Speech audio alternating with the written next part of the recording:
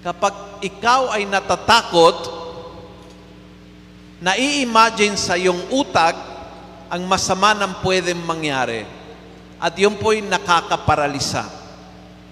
Kapag ikaw ay taong matakutin, mas magtitiwala ka sa pwedeng masira sa buhay mo kaysa kapangyarihan ng Diyos. Naranasan nyo matakot? Hindi naman matakot sa multo. Ito po'y natatakot ka sa sarili. Yung feeling mo, hindi mo kaya. Kahit ang Panginoon may tiwala sa iyo, ikaw walang tiwala sa sarili. Kahit alam ng Diyos na kaya mo, sinasabi mo sa sarili, hindi ko kaya.